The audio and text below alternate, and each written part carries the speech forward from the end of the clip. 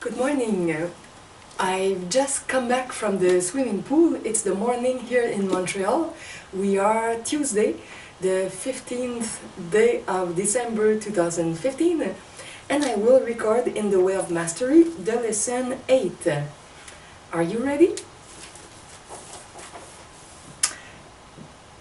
If you want to find my website about that, it's Everyoneweb.fr/the Way of Mastery, or my website The Divine Sky, leciel-divin.wix.com/The Divine Sky. It's written below the video. And yesterday evening I have recorded in French two small videos, one about some antennas who can protect people from electromagnetic waves, and yeah, I won't explain in English. And the other is about a video club that I have started yesterday. You have that on my website about the Divine Sky. On the link, it's in French, Club Vidéo International. Yeah, I will put the link, the direct link in the text below the video. Okay. Lesson 8, dropping pebbles into the pool of awareness. As always, I come forth as your equal, to abide with you, to walk with you, to communicate with you, from that mind and that heart which we eternally share as one. That mind which is alone the reality of our shared sonship or shared existence. As always, I come forth in joy and also with humility, for I cannot join with anyone unless they provide the space within their consciousness and bid me enter the ring. Therefore, understand well that when I come to abide with you, I come with a humility born of the recognition of the great mystery that has given you your existence. That mystery I have called Abba, Father. Why? You have not come forth from some mechanical, unthinking force. You have come forth from pure intelligence. You have come forth from pure love. You have come forth from a source beyond all comprehension. You have come forth from the radiance of a light so bright that the world cannot see it or contain it. You have come forth from that which alone is eternally real. Because you have come forth from it, you are one with it always. This means that you abide in a relationship created to creator, offspring or child to parent, that is so intimate, a bond so deep, that it cannot be broken at any time. As a wave that arises from an ocean cannot be separated from the ocean itself, so too, in each and every moment in your experience do you abide in a union so powerful, so mysterious, so intimate and immediate that the mind cannot comprehend it. This union connects you as the created with the mystery beyond comprehension that contains every drop of wisdom and intelligence necessary to create consciousness itself. Consciousness, the power to be aware, the power to choose, is what you truly are. If this source, this mystery, can birth this most fundamental aspect of creation, does it not deserve to be called Abba or Father, that which creates like unto itself? Can you then begin to feel, to know, not just as an intellectual idea, but as a lived reality, a knowingness, that if you are aware in this very moment, it is because you are one with the source of all creation and cannot be separated from it in any way or at any time. Fear, as we have said many times, is like a contraction. Again, if you were to imagine a wave arising from the ocean and then going into contraction because it thinks it is separated from its source, That contraction literally squeezes the life, the very flowing waters, out of that wave. Could that wave possibly continue when its very life force has been squeezed from it? Does it not then become mere drops of water fading from view only to dissolve back into the ocean itself? Its radiance lost, never to be seen again. If it were possible for the wave of your consciousness to truly have its life force squeezed out of it, you too would fade away as droplets returning to the ocean, never to be remembered or seen again. Listen, and listen well. That would be death, but in reality, you are alive always. Even when you have identified yourself with the great constriction that fear is, your fears have never been able to squeeze out of you the great life force, the great reality, and the great gift of awareness. You have therefore never ceased to be. There has never been a time that you have not existed, and there will never be a time when you will cease to be. You are therefore very much like a wave that has begun to arise out of an unseen ocean, and as it gains momentum, it moves across the surface of a planet. Like the wave, you are in continual movement. Moving where? Into a forever extension of your awareness itself, into a forever extension of whatever you choose to pick up along the way and make a part of yourself, into a forever extension that will carry you into the experience or the fruits of the very thoughts you have held onto as your own. Therefore, understand well, right now, in this lived moment, wherever you are, whatever you are experiencing, all that you see, all that you feel, all that you know, all that you seek to avoid, and all the things you value and devalue, all things are contained within your awareness. For if they are not found there, they do not exist for you. Therefore, look upon that which resides within your awareness, within your consciousness. What are the things that you know that you know? What are the things that you would avoid? What are the feelings that you have not explored? What are the objects, the people, the places, the values that you strive for that seem to thrill even the cells of the body? What is the body itself if not that which arises within your awareness? Look at the planet around you. Look at every object in your room. Look at every thought you choose to think. Look at the perceptions and ideas that you defend so vociferously. Look at the thoughts and the feelings of others that make you cringe or wish to withdraw from them. These things abide within you like the very power or life force of the wave that has arisen from the ocean. All of these things you have picked up along the way, and the way has been very long and varied indeed.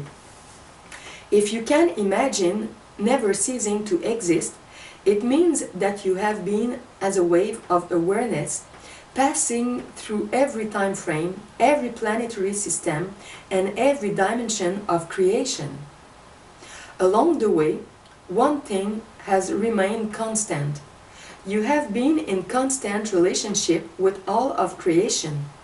Oh yes, you may select out a few people, a few objects, a planet, a dimension, and focus all of your attention there. Attention is nothing more than the decision of what you are going to use the power of your awareness to focus on. It seems that you have excluded everything else, but that is like an optical delusion of consciousness. While it is very true that you have selected out aspects of creation to focus your attention on, yet underneath, in the depth of the wave that is unseen by the physical eye, unseen by your conscious awareness or your day-to-day mind, You have remained in perfect communion with all of creation.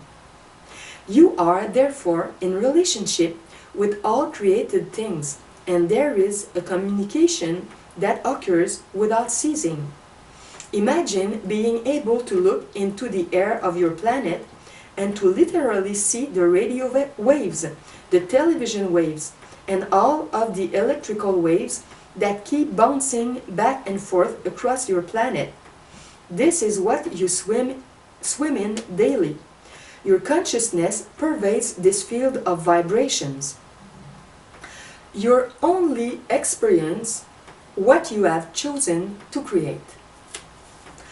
You are the one who selects out what you are going to be aware of, what you are calling into your lived experience.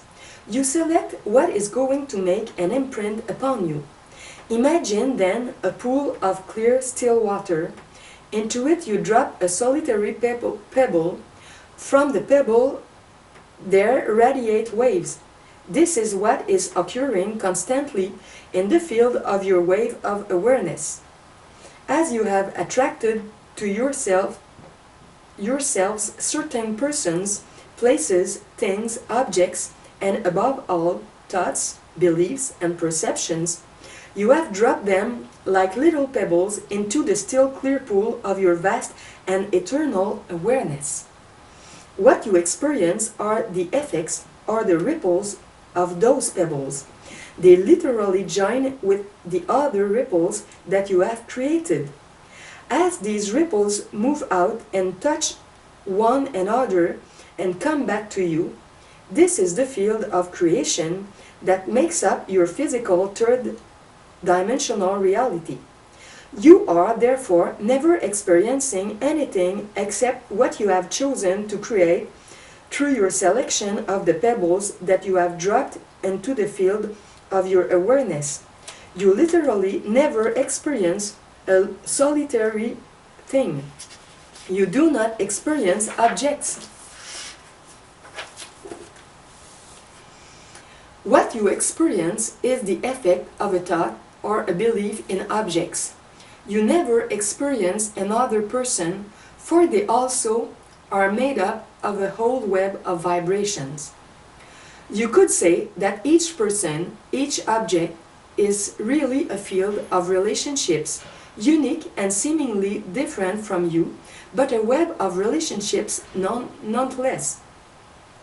For what child can be separated from their parents, from their cultural background, from the unique experiences that they have had as they have interacted with the webs of relationship that have been around them since the moment of their conception? What kitten can be separated and singled out from the matrix of its mother and father? What leaf on a tree is separate from the temperature of the air, the quality of water and nutrients that come to it from the very soil of the earth? Everything is a web of relationship. All webs are in relationship with all other webs, and they become grander and grander and grander ad infinitum. You are a web of relationships out of which you have selected certain pebbles, whether they be thoughts or perceptions or experiences, and you have dropped them into the still clear pool of your awareness in order to create even more ripples. Then you have chosen which ones will have the greatest value for you. These you lock in to your being and they become your emotional field. The emotional field is the first level of crystallization of the body. From the emotional field, a further crystallization creates the appearance of a physical form. It is that which you push around the planet in your very temporary third-dimensional form of attention, while all around you and just beneath the level of your conscious daily awareness, you remain in communication with all webs of relationship throughout all dimensions of creation. It is for this reason that an inspiring thought can come suddenly to you and penetrate your daily awareness. And you wonder, where did that thought come from? Just a second.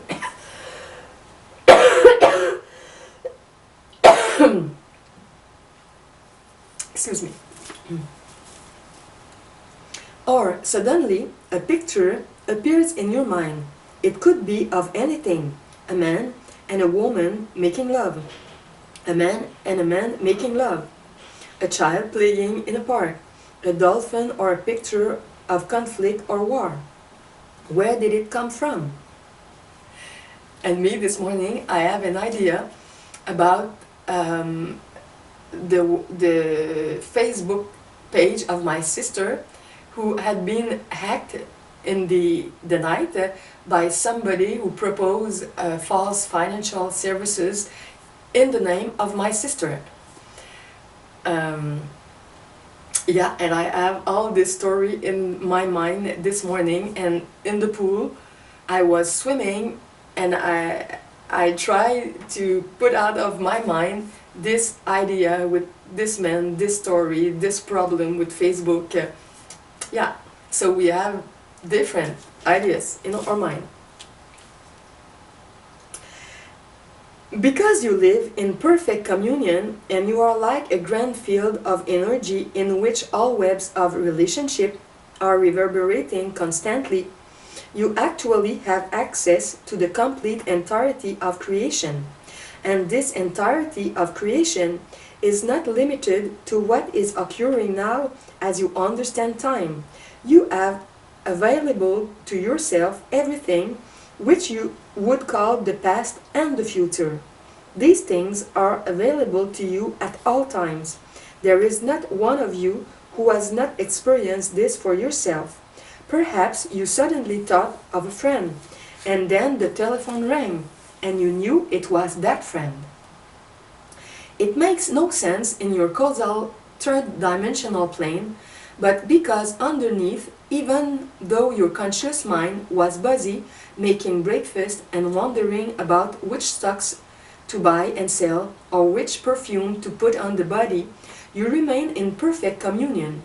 It is why, when there is a deep resonance between friends separated by thousands of miles, all of a sudden you know they need you to call them. You feel a sense of concern. Maybe they just stopped their toe, but you pick up the vibration. Just a comment about what I have said with images or relationship in link with my sister and the man who hacked her page Facebook. The email address of this man with his financial services was written on the page. I wrote at around midnight or 1 o'clock, just after having finished my 2 new videos. I wrote to this man to ask him some question because the message was strange, but in the name of my sister, and I thought that it was a problem with hacking. And he answered me very gently, nice, it was okay.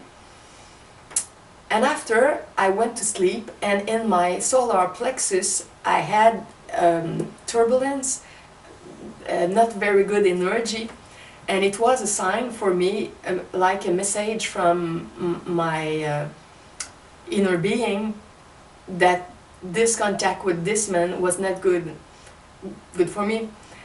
And I remembered at this moment the same feeling I have had 2 or 3 years in the past, when a woman lied to me and said to me, I will present you my friend, and he has a lot of millions, his bank account, the name is millionaire, I am not sure in English,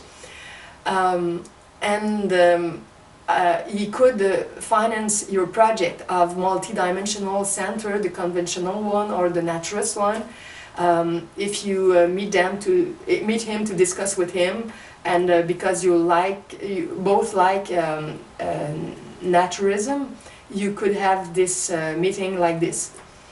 And I have accepted. It was a nice meeting with this man, but I had no proof that he had his millions. And after sometimes he was no more in my life, and I realized that it was a lie of his friend.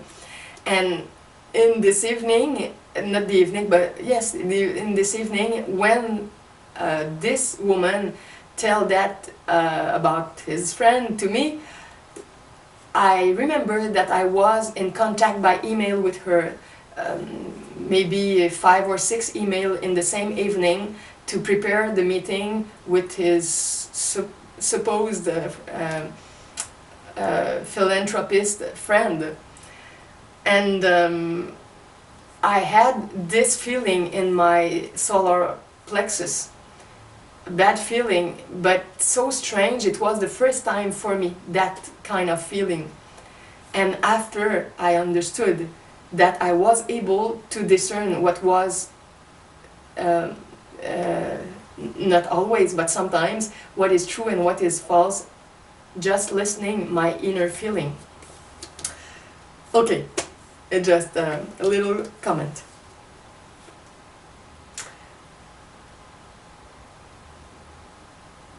You all live this, you all know this. There is no secret about it. What I would seek then to attract your attention to is one of the pebbles that has been dropped into the field of your awareness, which is generally true for virtually everyone involved in the third dimensional experience called physicality. Just a comment, because I have this thought. Last year, another person, this time it was a man, lied to me about a very important thing, about a teacher that I love a lot in another country. And this time, I had not been able to find the truth the first evening. Why? I understood that it was because I was so disturbed about what he explained to me. I was like in sadness about the history that he told to me about this man, but I didn't know that it was not true. But he has 5 months of preparation and of false information to prepare this big lie that he said to me.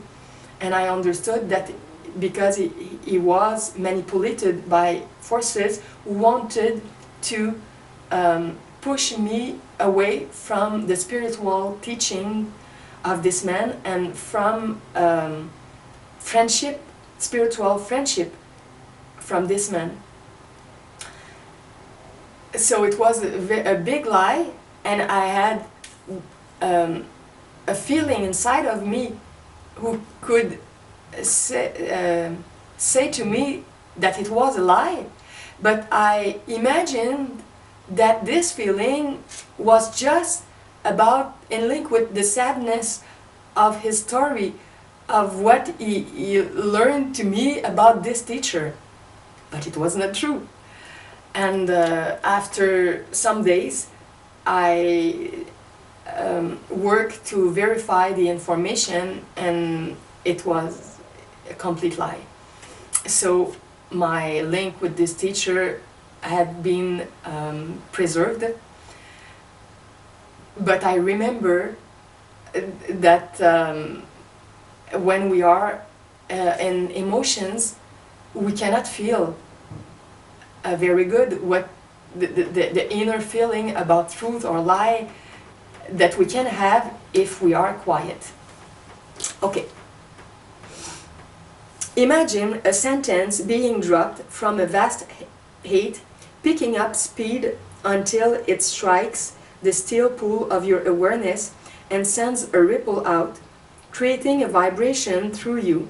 The sentence is simply this: it is not possible for me to have complete mastery over which pebbles are dropped into my awareness, for I am at the mercy of the vibrational field set up by the ripples of all of the thoughts and webs of relationship in which I swim constantly. That perception is absolutely true, as long as you choose to believe it. That perception or belief is absolutely laughable and powerless as soon as you choose to acknowledge that this is so. What is the point of that?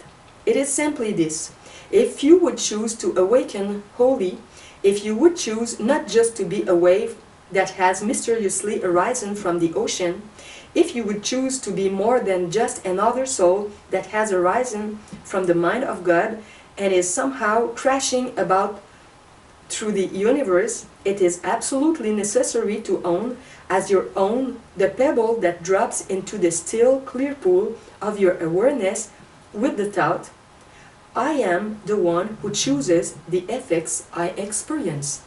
I alone interpret all neutral relationships or experiences. I alone place the value upon objects, things, thoughts, and belief systems. I alone am the literal creator of my moment-to-moment experience. This, as you can see, changes everything. Never again can you allow yourself to feel as though you are merely a victim of unconscious forces. Never again can you look out beyond yourself and find fault with another. Never again can the energy of blame be projected from you to be dumped upon another. Never again can the energy of judgment hold sway in your holy mind. This thought, this one singular pebble, dropped into the still pool of your awareness, is absolutely essential if you would decide to awaken wholly, and that is what this lesson is about. You are not a victim of the world you see. Though you would hear the word, that which carries the vibration of truth, many times it can be denied as many times as it is heard. You can choose to not allow it to settle deep into the pool of awareness so that it affects every drop of water that makes up the wave that you are. You can hold on to the hope that you are still a victim of the world that you see, that events hold some value in themselves that do not come from what you place upon them, and as long as you choose to deny the world, you cannot be set free. For the mind that chooses, in even a small part, to perceive itself as a victim of its world of experience, remains powerless. It remains in a state that generates frustration, weakness, fear, self-doubt, unworthiness, suffering, pain, emotional pain of aloneness or separation from others, and lack of fulfillment. Ultimately, it generates the echo of the belief that you have been squeezed so tightly by fear that you are literally separated from the ocean of the mind of God. Awareness is all that you have and all that you are. Out of your use of it comes all that you choose to experience, and out of that comes your decision of how you will experience what you have called to yourself. In truth, and please listen well, no experience you have ever had has defined you or identified you. No experience you have ever chosen to create, to call to yourself, and then to value as you valued it, has ever made you higher than or less than anyone else, not even me, although there are many who still need to believe that I am far beyond them. No experience you have ever had has proven your unworthiness to be supported, to be loved by your Creator. Therefore, you remain as you are created to be, a wave filled with the very self-same power as the ocean itself.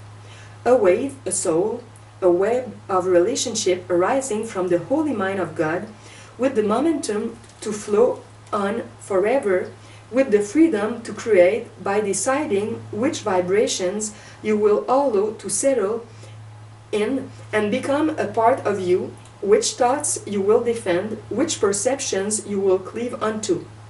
You are then eternally a creator. And this is the one thing that you have no free will about. You can never decide to be a non-participant in the very mystery of creation's extension. When you hold the thought, I refuse to participate in God's creation, you have literally created the perception, the experience of yourself as being outside or separate from creation itself. You have created the insane emotion of trying to separate the wave from the ocean itself. And you will create the perception of separation, even though nothing in reality has been affected. Why is this important? Because you see, the process of healing is not difficult. It requires only your willingness to accept that you are the effect of the Creator's desire to create like unto itself, just as a wave is the effect of the ocean's desire to express itself in a new way, a new form, and to bring a uniqueness to every wave that arises from its mysterious depth.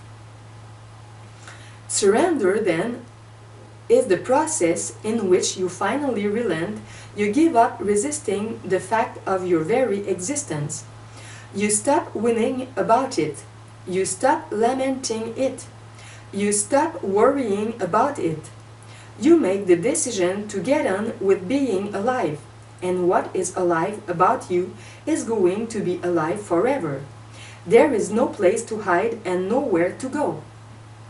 Creating as Christ, as the divine child that you are, that I am, that we are.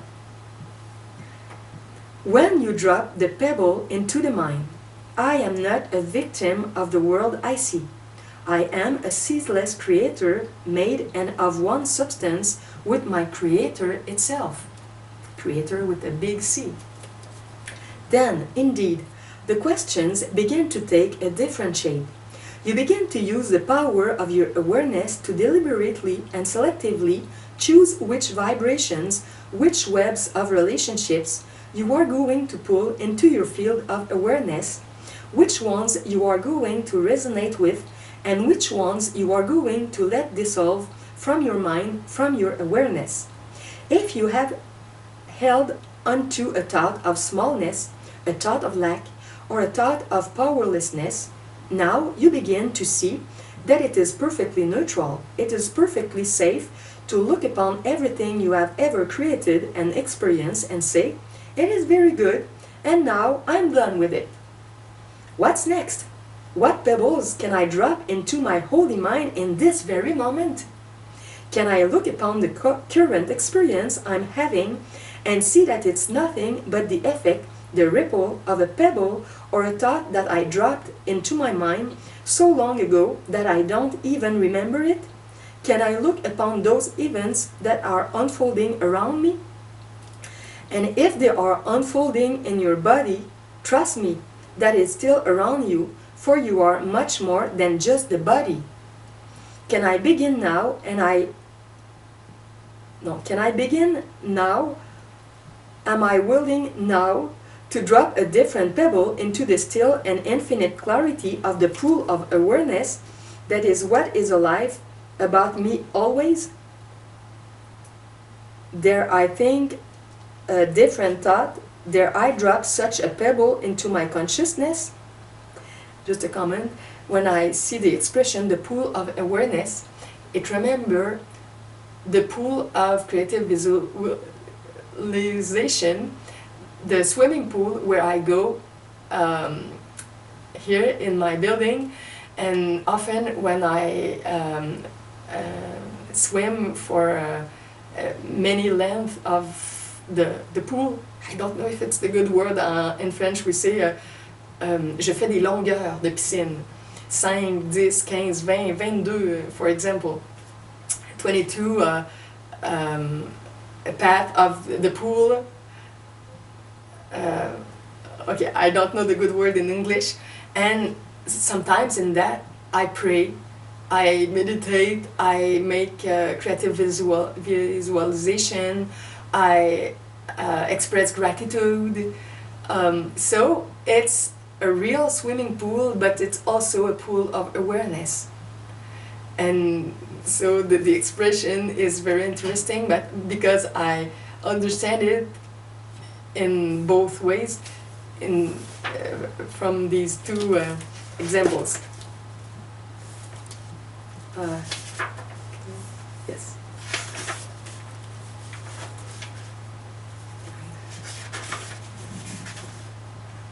Okay, 6 pages until the end. So what pebbles could they be? I think I will become a world savior, a Christ. What would that be like? What vibrations would I need to let go out of my life, and which ones would I need to open to? What would it feel like? What would I see as I look out through the field of my awareness at creation? I think I'll allow myself to be able to commune with any web of relationship, any soul, any being that exists on any plane of creation. Why? Perhaps I'll even allow myself to know that I can be in communication with Yeshua. How wealthy can I become in this third-dimensional reality? How many golden coins could I possibly create in order to give them away to others? How many places on the planet could I take the body to in the span of one short physical life? How many beings could I say, I love you too? How big can I make my heart be? How deep can I experience peace? Just a little comment about I can be in communication with Yeshua. For me, there is the Yeshua in his higher consciousness in the celestial spheres. So everybody can communicate with his divine spirit, his higher consciousness. Everybody, not everybody, deeply we can, but we don't know that we can. We think we are powerless, it's not possible. Okay, there is this part of Yeshua, and there is also his human soul in incarnation, like me in my soul, in my incarnation, and the divine part of me in the celestial spheres at the same time. Because when we are incarnate, it's not all our being who is here. Another part of us, because we are multidimensional, is in other dimensions. So some people can know the identity, the modern identity of Yeshua in his modern life and communicate with him in the physical plane. And some others can also communicate with him in higher dimensions. Okay.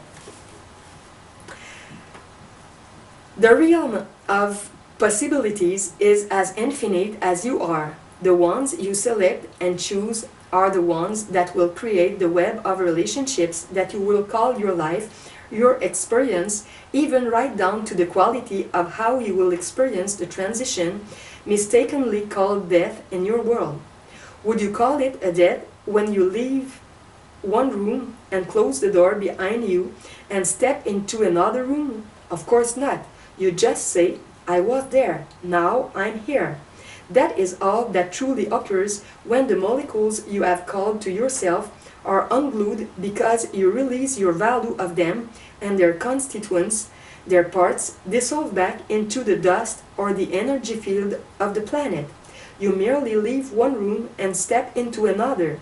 What I call you to in this lesson is this: to be willing to allow the pebble to be dropped into your field or pool of awareness that carries the energy of the thought. From this moment forward, I elect to birth a Christ and thereby learn what Christ is.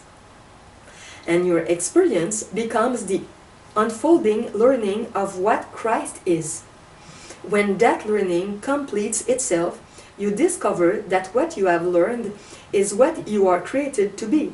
You have returned full circle, the prodigal son or daughter, journeying through the field of all possibilities, has returned as the awakened Christ and has taken up his or her rightful place at the right hand of the Creator. What does all that symbolism mean? It just means you finally think only with your right-mindedness. You think as God thinks, and God thinks lovingly. God thinks infinitely, timelessly, passionately, certainly, and above all, God thinks playfully, full of play.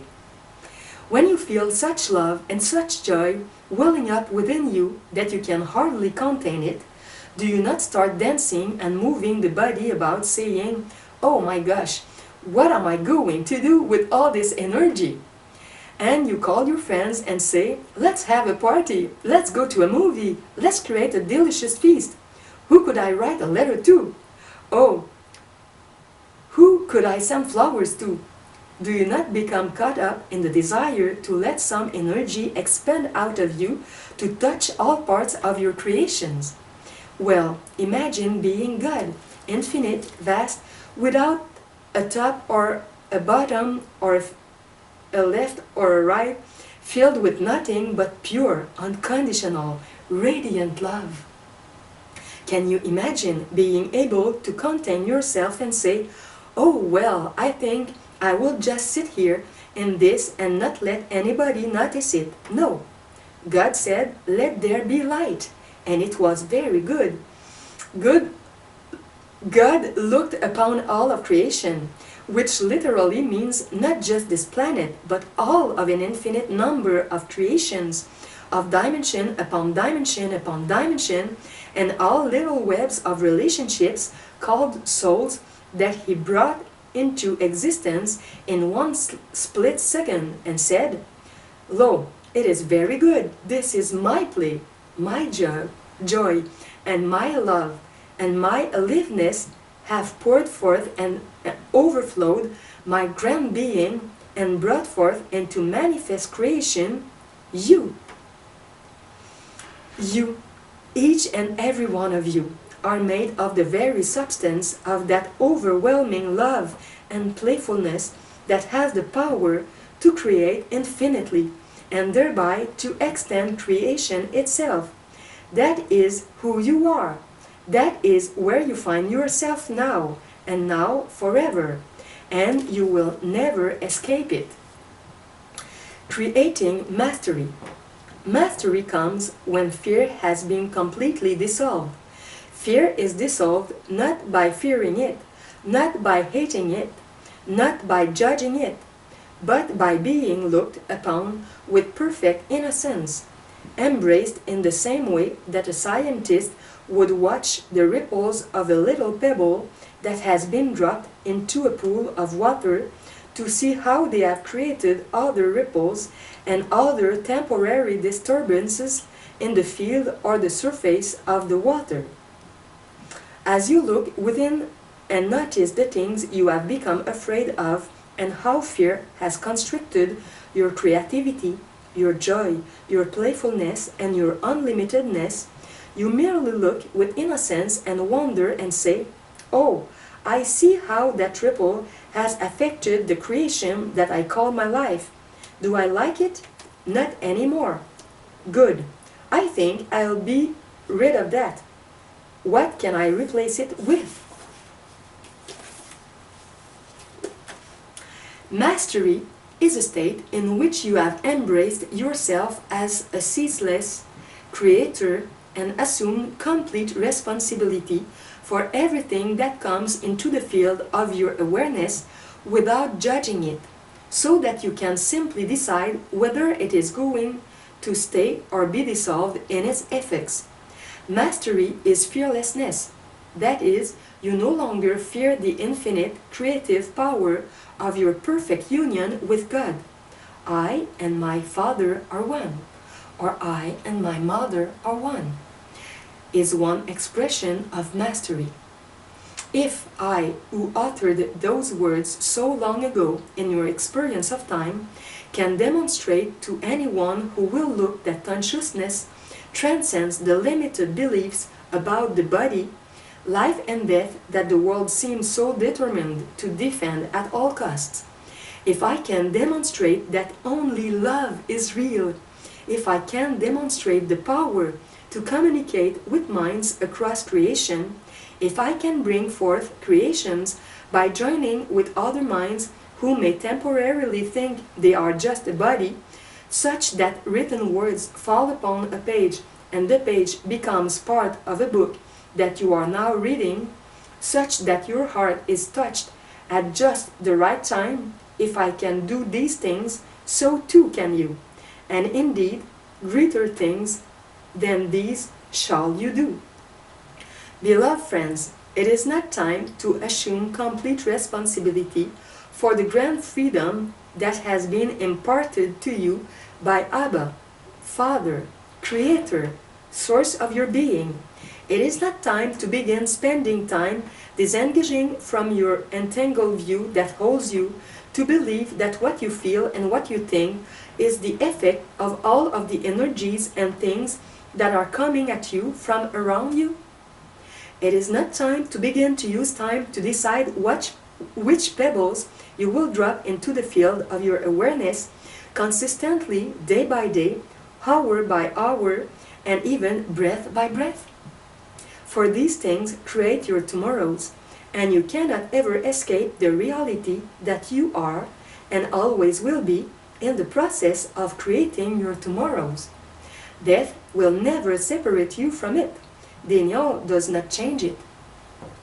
You are free to decide what your tomorrows will be through the act of seeking first the kingdom or the queendom. This means to rest into that inner silence in which you know that you are a wave having arisen with perfect momentum out of the depth of the ocean of God's holy mind, and that what you carry with you is the result of the thoughts and the beliefs and the perceptions like pebbles that you have dropped into the wave of your awareness. This very process is what created you, and this very process is how you have always created. If you have ever received an education, how did you end up with your body in a classroom? Did somebody kidnap you and sit you down and say, "Here, you must learn these things"? No. You first held a thought, a picture, and you placed a value upon it, and you attracted the means that carried you into the lived experience of receiving the education that you had decided upon. What relationship have you ever entered out of lack of awareness? None. You dropped the pebble into the mind that said, "I want relationship with another being, another body, another place upon the physical planet." You have always been doing it, and you have always experienced the fruit or the effect of the quality of vibration of the pebble that has created the ripples that have become your experiences. In reality, your experience, that is, your awareness, what is true about you is no different than what is true about me. The only difference has been that I learned to train myself hour by hour to drop only unlimited pebbles that send out vibrations of unconditional acceptance and love, forgiveness, unconditional and unbridled vision and revelation, while you have selected to do that only a few times.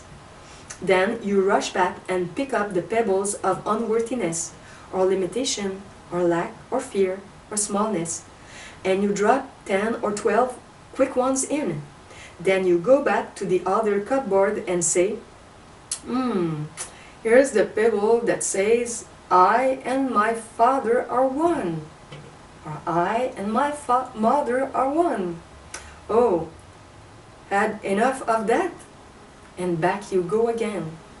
While I say, on this side of the fence, saying, I and my father are one. I and my father are one.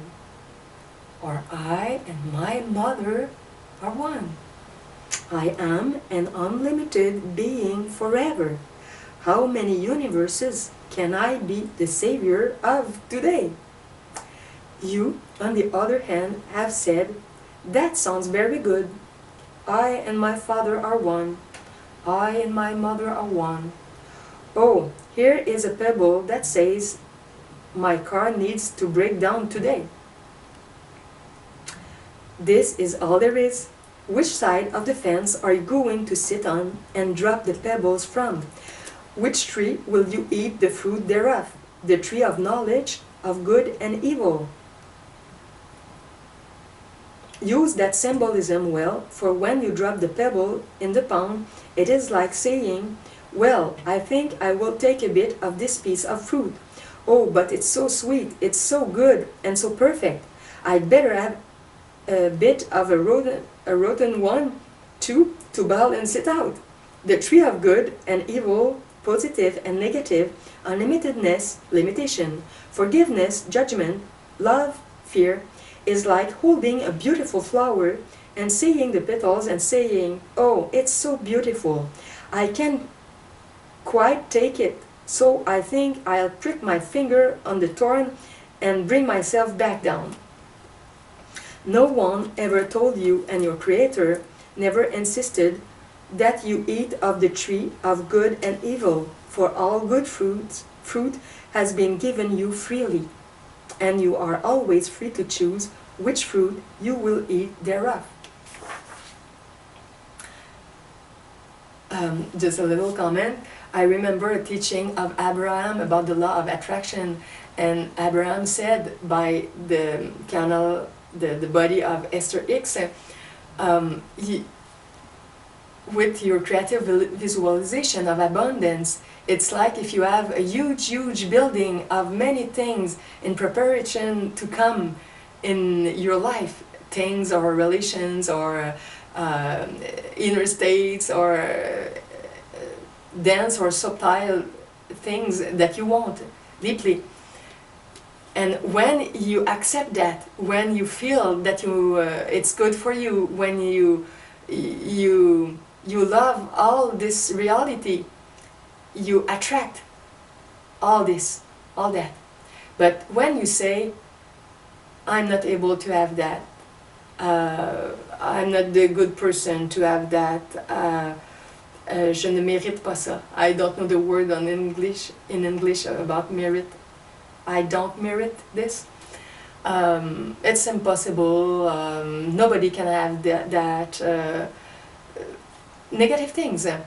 It's like if there is a truck coming from this big building with many things in the truck for you, and when you have your positive thinking, the truck is coming at your home. And when you have your negative thinking, the person who drives the truck say, okay, now I must come back to the building. He's not ready, she's not ready, he doesn't want this, she doesn't want this. You understand? Imagine that. All very wonderful things or situations for you, you attract that. And after, with your negativity, you push that away, back. It's what we do with our mind, with our emotions, with our words, continuously. Okay, so it's the two last pages. I and my Father are one. I and my Divine Mother are one. What a blessed creation! I have been having so much fun as this wave. Yes, I see what I have carried along with me.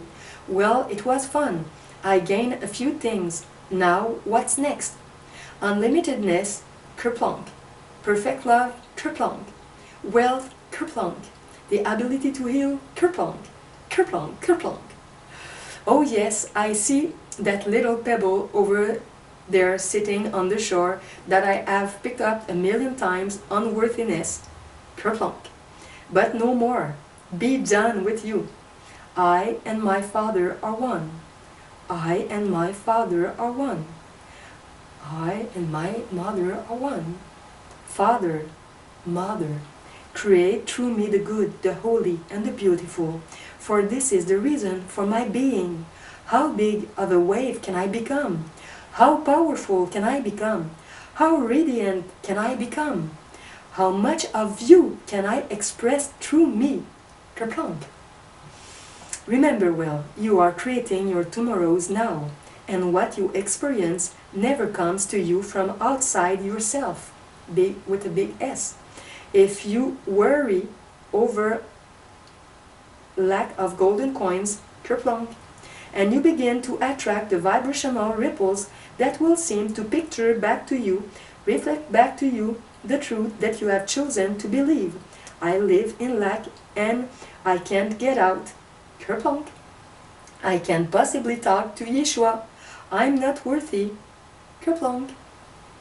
And the vibrational waves that come to you are the static that restricts your ability to transcend the third dimension and plug into others. So that even if I yell and shout, "Hey, I'm talking to you, listen!" your mind says, "That's not possible because I've dropped a rock in," kerplunk, that says, "It's not possible, and therefore I do not hear a thing." Do you begin to get the picture? Do you begin to feel in the core of your beingness the essence of this lesson's message? You cannot escape being what you are created to be.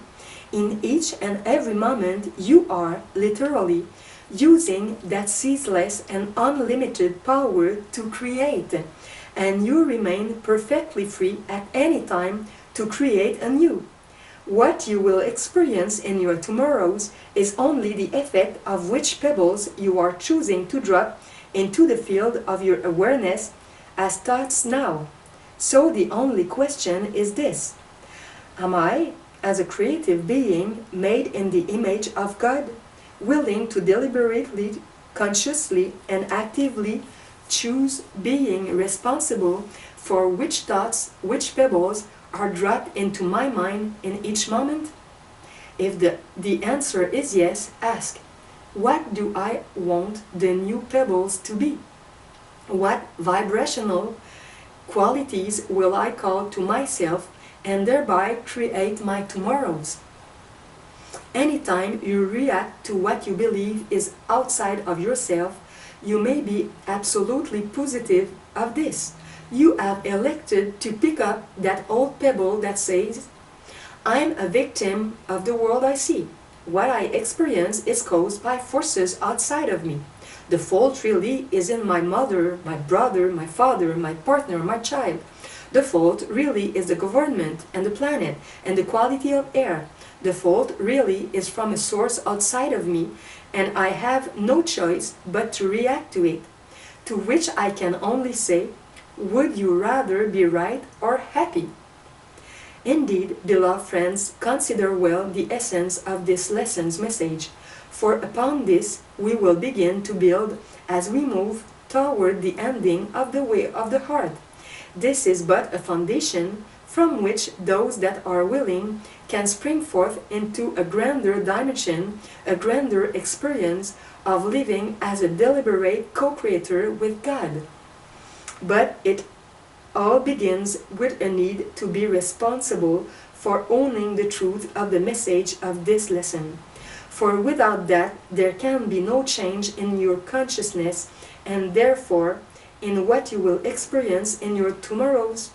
So, if there is something in your present that makes you shudder, just think what is waiting for you if you once again deny choosing this responsibility and the power that comes with it. Beloved and holy friends, remember that I come not to bring peace to the world, but to shake it up, so that those beings that make up the world can discover where true peace is truly hidden, within themselves, and where heaven abides, within themselves, and where Christ lives, within themselves. Peace then be unto you always.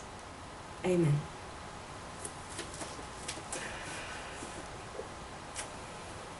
Yes, yes, yes. Thank you to be with me. Have a very, very good day, a divine day. Bye-bye.